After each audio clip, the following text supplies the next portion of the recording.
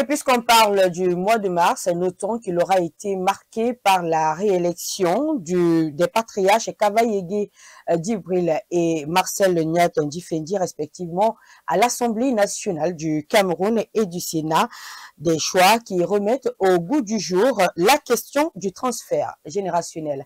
La chronique est signée Abdelrahman. Le potentiel successeur de Paul Biya, Marcel Niat Ndifendi, né le 26 octobre 1934, porte sur ses épaules aujourd'hui 88 ans, à l'issue de la victoire du RDPC aux élections sénatoriales de 2013. Il est nommé sénateur le 8 mai avant d'être élu président du Sénat le 12 juin suivant avec 86 voix sur 100.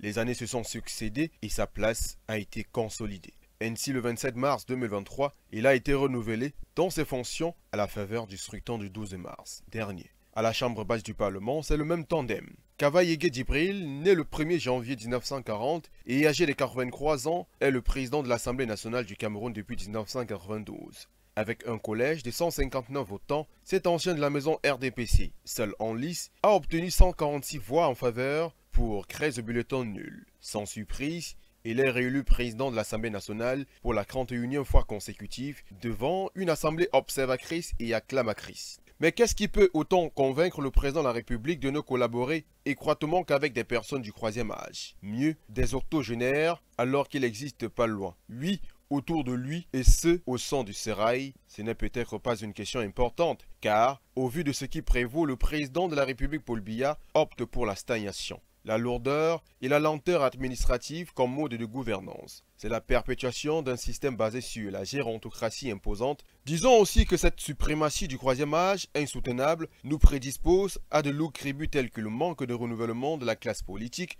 perte de capacité d'innovation et de compétitivité au concert des nations, surtout dans un monde devenu conquérant. Est-ce une prise en otage politique que de maintenir ces derniers au perchoir? Doit-on plutôt parler d'une expression légendaire de la loyauté politique de ces derniers pour le maître des temps de la politique camerounaise? C'est peut-être une prise d'otage, comme le pense plus d'un, dans la mesure où même quand l'on n'a plus d'énergie, l'on est obligé d'y rester, de porter le poids de l'âge et de subir les diatribes venant de partout quant à son inaptitude professionnelle. Parlant de loyauté, ça s'expliquerait dans la mesure où ils ont juré sur l'honneur de toujours faire le bonheur du chef politique.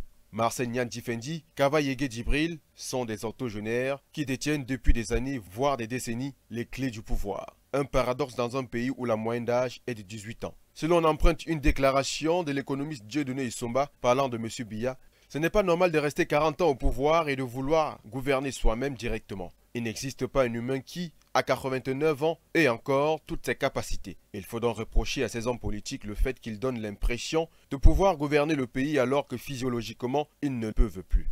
Le respect des aînés est certes une valeur au sein de la plupart des cultures africaines, mais l'omniprésence d'un tel nombre de vieux au plus haut poste se présente comme de l'embarras. Paul Biya, Marcel Niat Ndifendi, Kavaïégué Djibril, Clément Atangana, PS à eux seuls 342 ans.